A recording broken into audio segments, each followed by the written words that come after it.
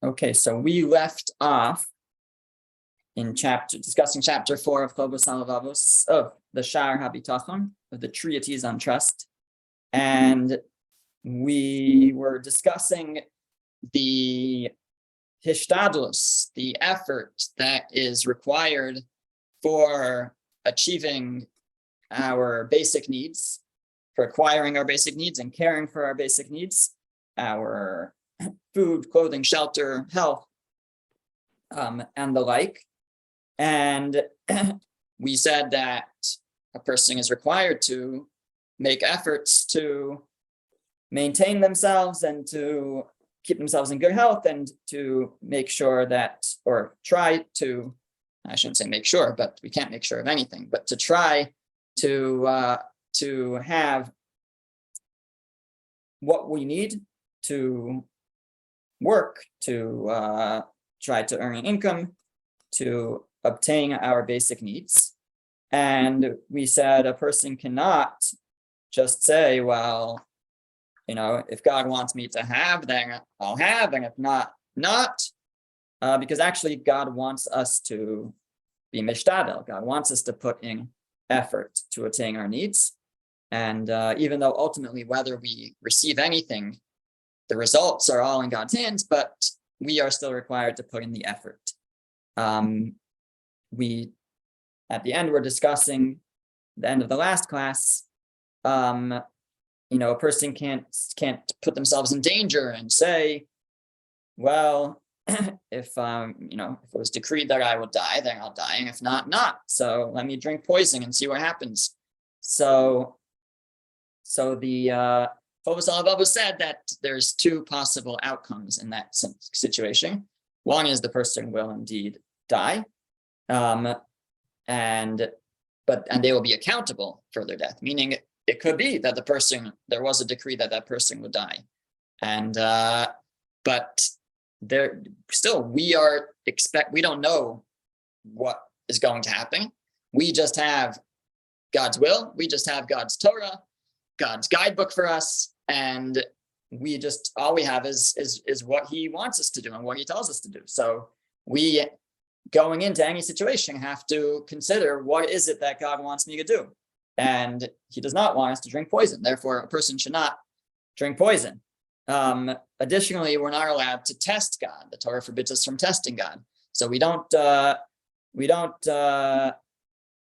ourselves into those kinds of situations. And again, we're expected to do what is necessary to keep ourselves in good health and out of danger.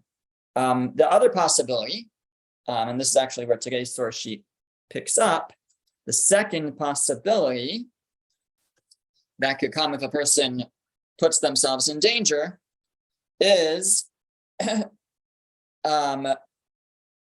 they will be saved by God's help. Meaning maybe God will make a miracle and they'll be saved. A person puts themselves either in drinking poison, of course, is like a very extreme example where it seems the results are all but guaranteed. There could be lesser examples where somebody is just doing something dangerous that is very high risk, and again, that may call for some intervention, some miraculous intervention. And Chovos HaLevavos says that if the person, again, if they're not decreed to die, then they might be saved, but says the Chovos HaLevavos, then his merits will be annulled and he will lose his reward. As our sages said on this matter, in the Talmud Shabbos 32a, a man should never put himself in danger. This goes for a woman too. A person should never put themselves in danger thinking that a miracle will be performed for them, because maybe no miracle will be done for them. And even if a miracle is done for them, their merits are reduced. And Yaakov, our forefather, said, I am not worthy from all your kindnesses, right? He says, Katonti mikol chasadim. And the Targum, the Aramaic translation there, explains what that means is, my merits have diminished due to all of your favors and kindnesses. We see this idea that a person, at least Yaakov thought that was the case there, but we see this idea that a person could have their merits diminished by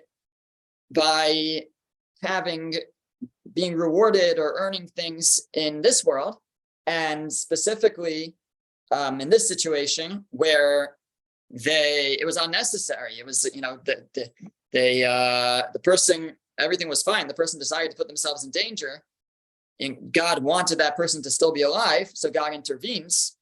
But that could hurt the person's merits. I should mention, I think that we can suggest at least that it doesn't always happen as openly as a person, it could be a person decide. Now again, hopefully most people aren't choosing to harm themselves or to put themselves in dangerous situations. But even if one would make a decision that could be harmful, so without realizing it, God can intervene because that person's time has not come, and a person won't even they may make a decision to try something. They're gonna take a trip to whatever country, they want to go on vacation. Okay, it's a little bit dangerous to go there, but they'll try it anyways, right? So the intervention could be, well, they don't even forget about, they're on the trip and they get saved. They never get to the trip, maybe, it's the flight gets canceled or whatever it might be. They never realized that God intervened, but he did. And that could cause the person to lose merit. But by a person making a choice to do something that's potentially dangerous, so that could cause itself a loss of merits. So that's the second reason that he says a person should not do that. One is that just straight up, it's not what we're supposed to do, and the result could be that the person will die, and it will be their own responsibility. And the second possible result is that they'll be saved, but they will lose their merits as a result. Okay, I wanted to now take that and use that to segue into a discussion, a tshuva, a responsa from the Rashbash. The Rashbash, I'm just bringing up the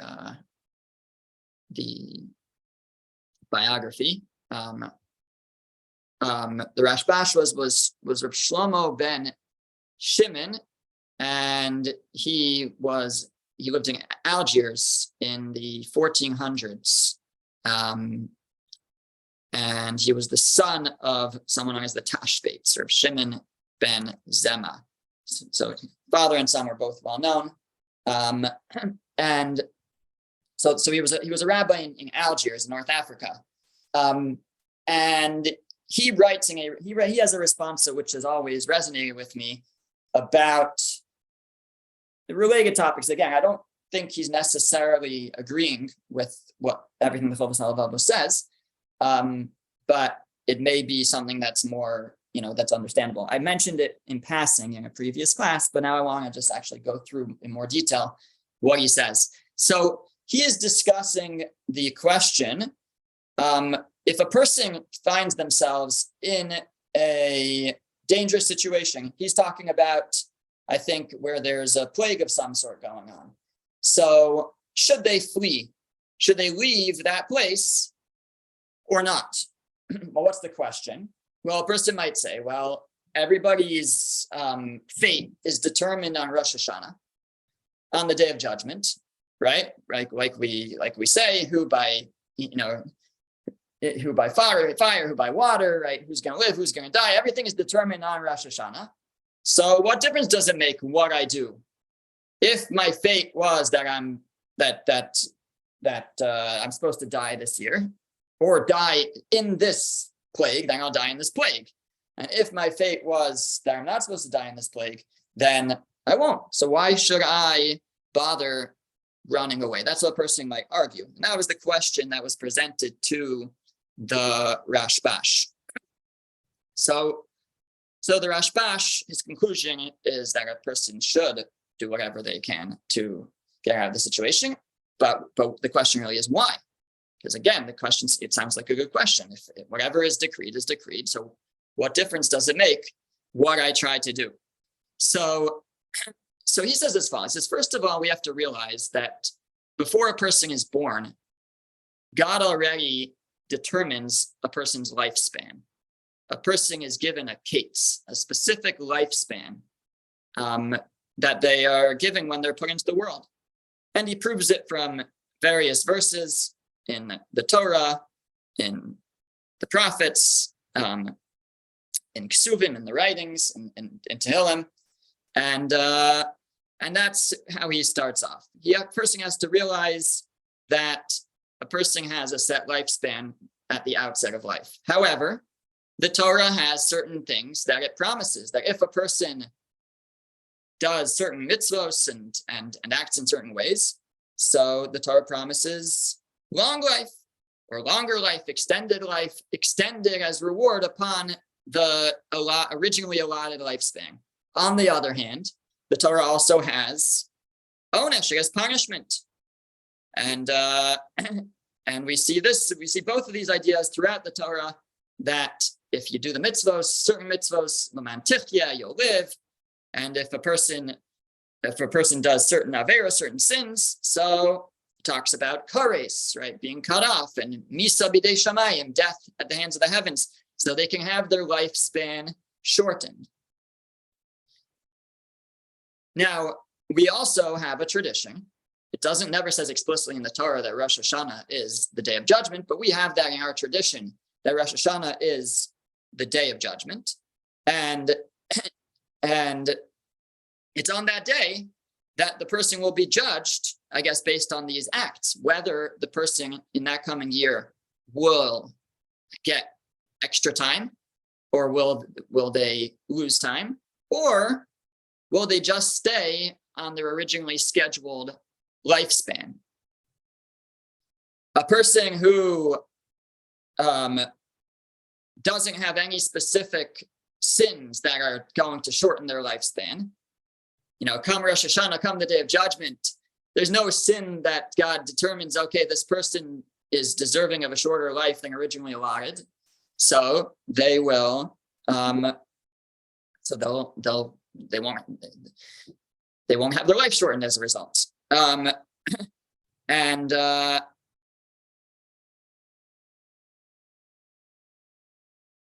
if they don't have a decree for extra time, that they'll live extra, that they should live extra, so they won't have so then that also won't be decreed. However, so basically you can have that a person is decreed on Rosh Hashanah, this year, they're going to die. A person can have decreed on Rosh Hashanah, this year they're going to live. Or a person could have neither decreed on Rosh Hashanah, and they just will continue on their originally intended lifespan. And that person will die when their lifespan expires, whatever that was determined before they were born, regardless of what they do or don't do. Because as long as they haven't had a decree of any other sort, then they will stay upon their determined lifespan. However, he says that such a person who has no specific decree of life or death, but rather is continuing on their intended lifespan, could be the subject of circumstance, let's say, or he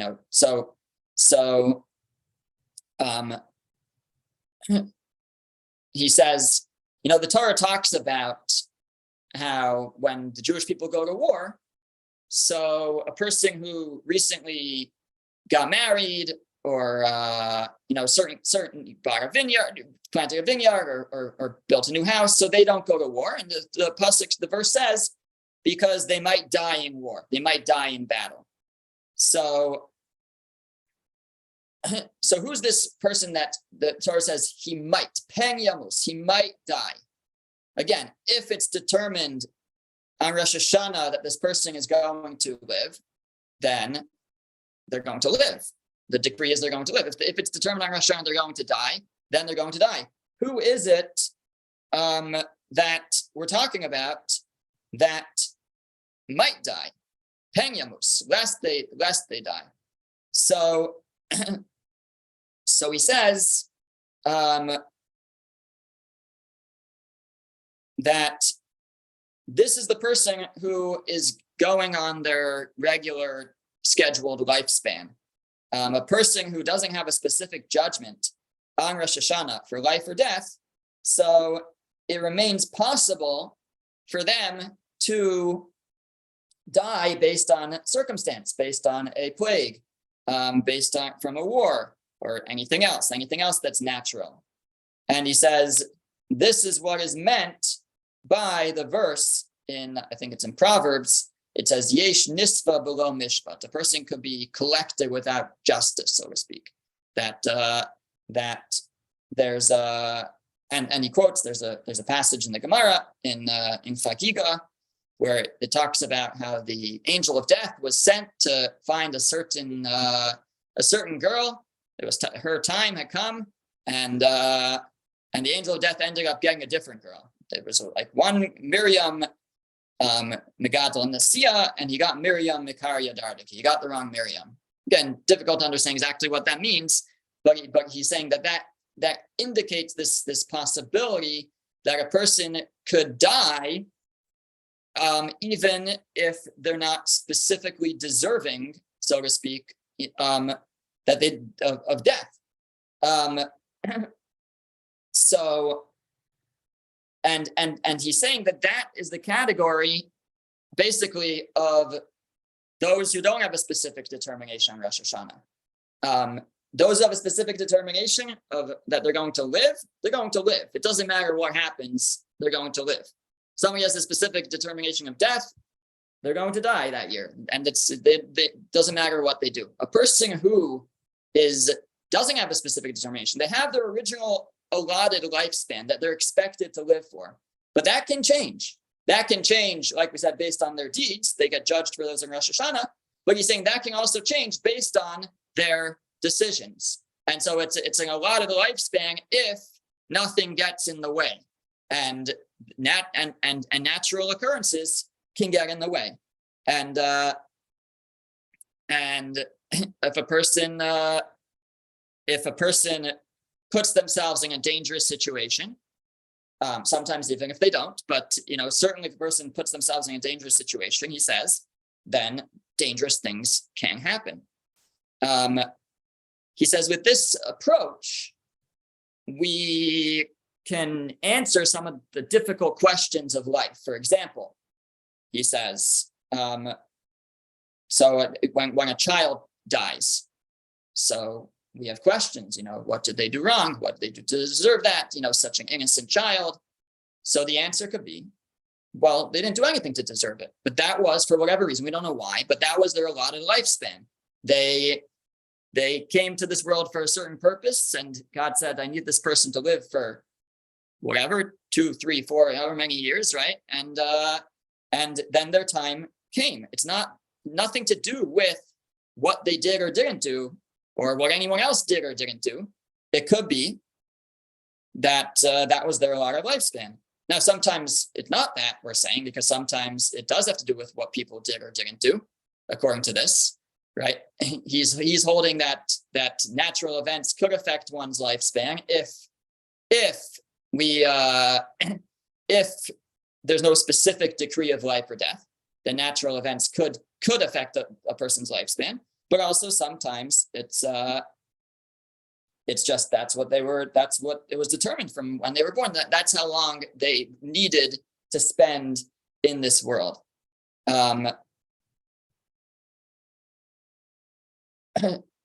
Now, we do also say in it's part of the liturgy of Rosh Hashanah that there's decrees upon places, upon countries, right? About the province, about the country. Sometimes there could be a decree what country is going to fall, what country will experience plague, etc. So that's another thing that sometimes he says that sometimes there could be a general decree upon a place, but that doesn't mean that every person in that place automatically will fall under that decree, and therefore there's there's reason to try to get away from that. So it could be just because a country has a decree that they're going to have a plague or be attacked or whatever it might be. So that doesn't mean that any individual has to be affected by that, and therefore running away could result in helping themselves and in saving them. And so basically he goes on, he says that's why it helps to try to keep ourselves healthy, avoid sickness, avoid plague, running away from plague. We don't know what has been decreed and upon whom, and therefore we do have a role to play in not sort of being collateral damage. And he suggests that this is the understanding of the famous statement in the Gemara and the Talmud and Rosh Hashanah that says that there are 3 books that are opened on Rosh Hashanah.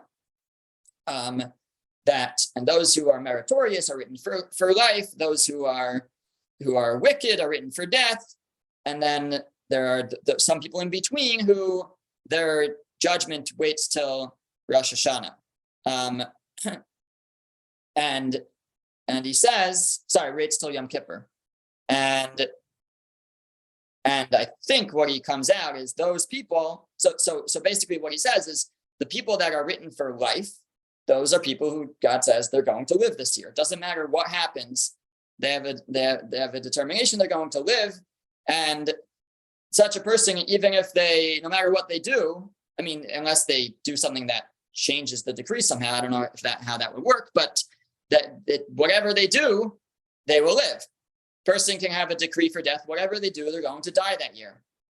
But we don't know what our decree is. And we, in all likelihood, very often are that in-between person. We're the in-between person. Now, the way the Gemara says it is their judgment waits until Yom Kippur, but he seems to be saying, I don't know if that means that, but not everybody ends up with a judgment for life or death. So many people are just no specific determination for that year, and therefore they again, everybody has an allotted lifespan, but that's all barring outside factors. So therefore his conclusion is that a person should make every effort to try to save themselves, because it's not necessarily decreed what's going to happen to them. It's not guaranteed. It could be that person is part of that middle ground, and people in the middle have a determined lifespan. But aside from that, things can get in the way. Natural events could affect them, and therefore a person should put in the effort to ensure that they are not part of those natural events. That's the approach of the Rashbash. Now that I think is quite different from some of the things we've read from the Chovos HaLevavos. Chovos HaLevavos numerous times has said that everything is completely determined and there's nothing that one can do to change what will be. And he seemed. Now, I'm not saying Chovos HaLevavos says a person shouldn't run away, but maybe for a different reason. Chovos HaLevavos would say person should run away because you have an obligation to do Hishtadlus, to put in effort. Not that the running away is what actually will help you, Chovos HaLevavos will say. That's not what's going to save you. If it's determined that you're going to die, you're going to die. If not, not. But running away is doing your Hishtadlus, putting in your effort. Seems to be what his approach is. This approach is that actually it does make a difference, because not every single detail about everything is predetermined, and there are some things that are decreed, and for some people it's decreed, but other things are left up to God allows nature to take its course on certain things that are not predetermined. That is the approach of the Rashbash. I think others also have this approach, and then the other side of Chovos HaLevavos, that no, every detail is predetermined, and it's the Hishtadlus isn't what's going to make the difference. The effort isn't what per se isn't what's going to make the difference. We just have to put in the effort because we have to put in the efforts. Okay, so just wanted to put that out there as an alternative approach. All right, so back to the Chovos HaLevavos now. So up till now, we've been discussing, in chapter 4, we've been discussing what a person should do for their basic needs. A person should put in the effort to acquire their basic needs to live. What about the things that are more than our basic needs, the comforts of life? And I think that this is very relative because people have different ideas of what's basic and what's comforts. But I think when the Chovos HaLevavos talks about it, he means what a person needs to survive, and then what a person wants in their life more than just what they need to survive. So he goes on and he says, for the second category, the matters, and this he considers a separate category, the things that are not necessary to survive, but they're more the comforts of life, the matters of man's possessions, means of financial gain, his various pursuits, whether in commerce, skilled trades, peddling, business management, official appointments, property rentals, banking, work of kings, treasurers, contracting, writing work, other types of work, going to faraway deserts and seizing other similar things from what people toil in to amass money and increase the superfluous. Basically, he's listing off what he, I guess, feels are positions and jobs that earn more than a person needs, and he says that the proper way of trust in the Almighty for this is to engage in the means which God has made available to him to the extent necessary for his maintenance and sufficient for his needs of this world. Basically, a person is given certain skills, certain talents, and those are meant to be recognized and utilized in the pursuit of our livelihood and our basic means. And that's the obligation that we've been discussing of Hishtadlus. However, he's saying over here that the proper way is to engage in the means to the extent necessary for his maintenance and sufficient for his needs in the world. Sipuko umizono, enough for what a person needs to sustain themselves and to meet his needs. And if the Creator, the second box, we're in the third box on the fourth box on the page, technically, on the left. And if the Creator will decree for him more than this, it will come to him without trouble or exertion, provided he trusts in the Almighty for it and does not excessively pursue the means, nor inwardly trust in them in his heart. So if God will decree that a person should receive more than just what their basic needs are, so he says that will come without extra effort or exertion, provided that they trust in God. Meaning the basic efforts that we put in will suffice to achieve even the extras of life. He's saying a person does not need to take an extra job or work extra hours or anything of the sort, or switch jobs, in order to be able to achieve the comforts of life.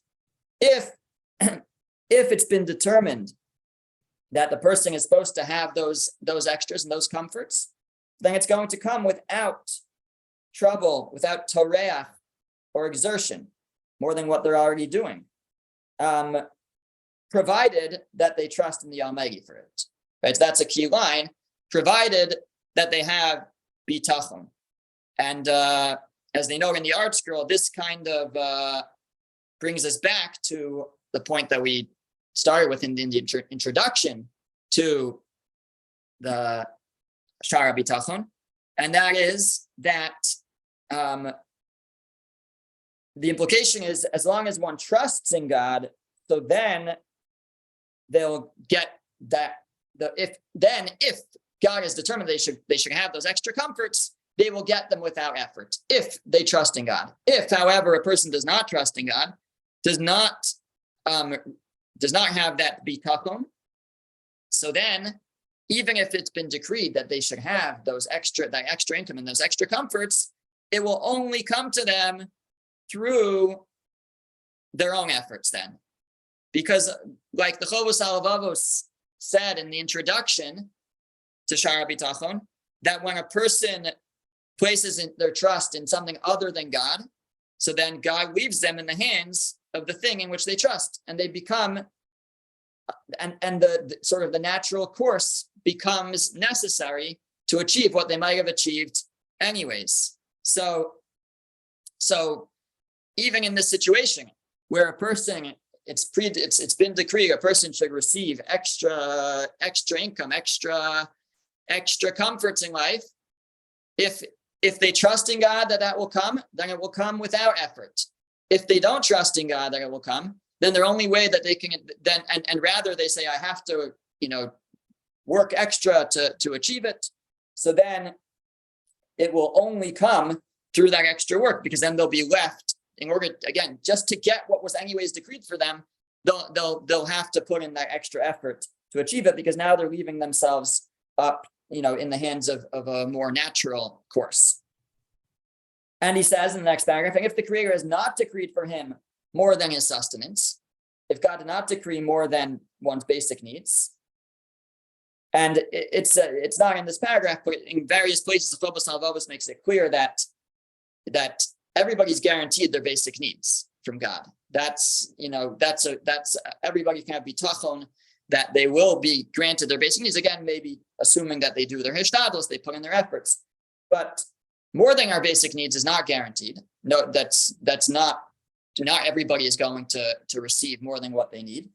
And if God has not decreed for him more than his sustenance, even if all those in heaven and earth were to try to increase it, they would not be capable by any way nor by any means. If it's not been determined that a person should have more than just what they need to survive, then no effort, no matter how much effort we put in, it's not going to help. And when one trusts in God, he will find peace of mind. Fine, let's actually pause there for a second. So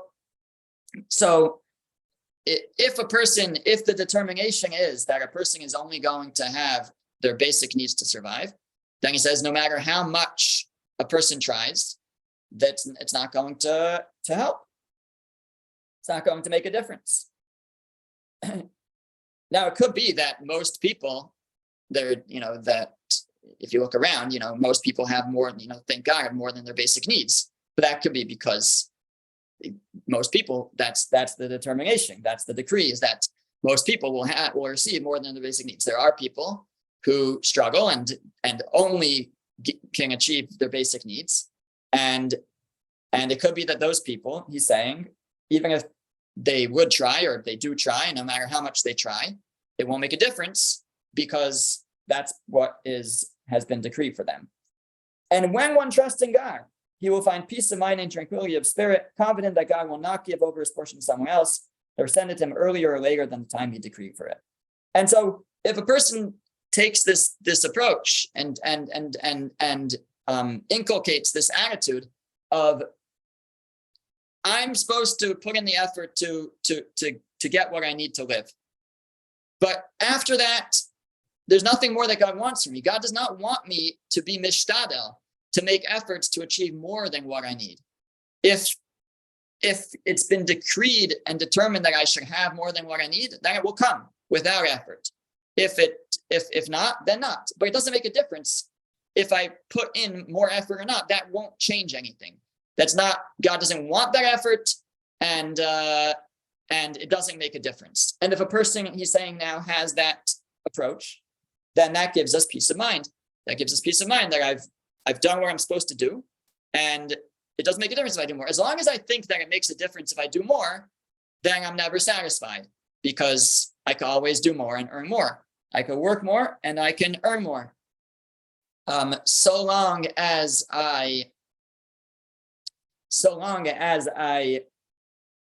have the proper bitachon that it won't make a difference. The more no matter how many hours I put in to achieve, to be able to achieve the extras of life, it's not going to make a difference. It's either decreed for me or not. So that gives a person peace of mind because they know that they don't have to do that. Now he goes on.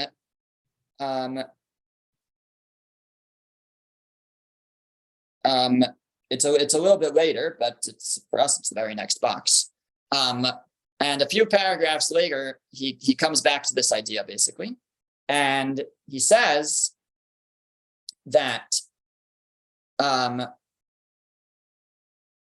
there exists among those who seek wealth one who reaches all his heart's desire through the means we mentioned. Commerce, skill, trade. To another it came through inheritance or the like, and he thinks it is due to the means, and without them he would not have received anything. And he praises the means and not their cause. Meaning sometimes people put in extra effort, they put in extra hours, they put in extra whatever it might be, and look at the results, it worked, right? And they say that it was because I put in that extra effort to be able to achieve extra. Now, again, we're talking about the extras. As Robert pointed out on the chat, it's not always easy to decide what's extras, but whatever he's defining as extras beyond the basic needs of a person, if a person puts in, sometimes a person will invest themselves, they'll work really hard, and they'll travel extra far and work many hours, and they'll end up with more than enough to live, and they have the means to acquire what they want, the comforts of life. And they'll think that it's due to what he calls in this translation the means, the sibos, the interventions that they made to achieve that. So says the Chovos HaLevavos, you know what that can be compared to? How similar is he to a man in the desert, thirst weighing on him, who finds unclean water in a pit and becomes full of joy. He quenches his thirst from them. And afterwards, he moves a bit further and finds a well of pure water. He regrets on what he did previously of drinking and quenching his thirst from the impure water. Person's going through the desert. They're so thirsty. They find a dirty well. And what choice do I have? I have to drink the dirty water to sustain myself. And lo and behold, they walk another 20 minutes after them. There's a beautiful, clear spring, but they don't need it anymore because they already quenched their thirst on the dirty water. Similarly, he says, for the man who became wealthy through a certain means, if this means would have failed, he would have attained it through other means. As we explained earlier, and as the verse says, nothing can prevent God from saving, whether through many or through few.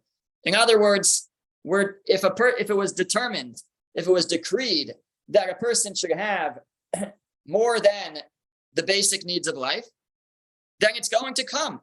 And it's going to come if a person has bitachon without any extra effort. And therefore, if a person does putting extra effort to achieve it, so that's kind of their loss. It was a waste of effort, so to speak. It's like the person who first, he drank the dirty water. He worked 25 extra hours that week, but he could have just worked the regular shift and earned his basic livelihood. And God has many messengers and ways to provide a person with the extras that he wishes to provide for them. And so it's like it was basically a waste of effort, because whatever it is already, in terms of these the extras, the comforts, the luxuries, that's already determined. And we're, according to Chovos HaLevavos, we're not expected or supposed to put in extra hishtadlus, extra effort to achieve more than our basic needs. Now, this person that he's referring to, this person that did make those extra efforts and was successful, so they look back and they say, what do you mean? Like, look, it worked, right? What do you mean it would have come anyways, right? So Ramat Yisrael Solomon in the Matnas Talko he says that, and they quote in the Art Scroll also, that in the Nevardik yeshiva, they gave a parable to explain the fallacy of this proof. This is in the article, page 158. They say a peasant once visited the big city for the first time, and they showed him a train, telling him that it was capable of transporting passengers much faster than the horse and buggy he was used to. So he sees a train for the first time. They tell him it's faster than a horse and buggy. So he sits in the train. He sits down on his seat, and the train pulls out of the station. But since it's just pulling out of the station, it starts off pretty slow until it picks up steam. So this guy, this peasant, he's never been on a train. He's never seen a train. He sees it's going slow. It's going slower than a horse as it starts out. So how do you get something to go faster? Well, you hit it, right? So he gets up and he starts banging on the wall of the train. And lo and behold, the train starts to go faster.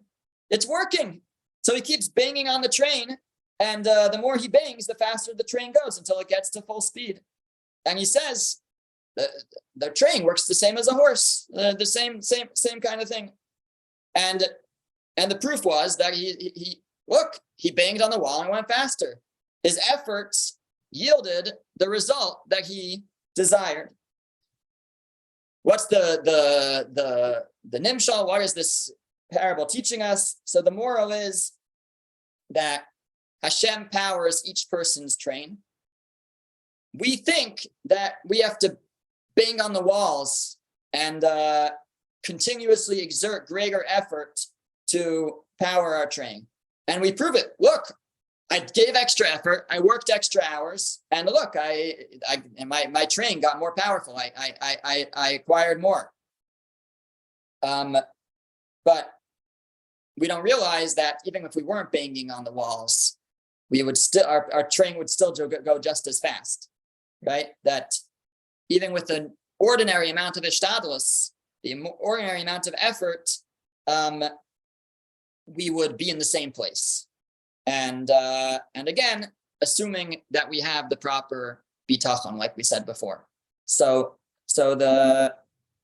just to round it out, so this is the Chovos HaLevavos's opinion when it comes to anything that's above our and when it comes to determining how much Hishtadlus a person is required to do Hishtadlus, to put in effort to attain their basic needs in life and what they need to live and survive, and whatever that effort is, if it's determined a person should receive extra, so it will come with the same amount of effort. If it's determined that a person should not receive extra, then it won't come. And no matter how much extra Hishtadlus, extra effort we put in, that won't change anything. If whatever is determined that we're going to have as the luxuries and as the extras in life are going to come either way, it's just up to us how it's going to come. Is it going to come through extra effort that we put in unnecessarily, through banging on the wall of the train, or will it come through our basic Hishtadlus, our basic efforts, and if we have Bitachon, that everything is determined and by God, and all I need to do is put in my Hishtadlus, put in my effort, the expected amount of effort, the minimal amount of effort. So then the extras, the luxuries will come if it's so determined for us. Okay, we'll stop there. Thank you, Rabbi. Very beautiful.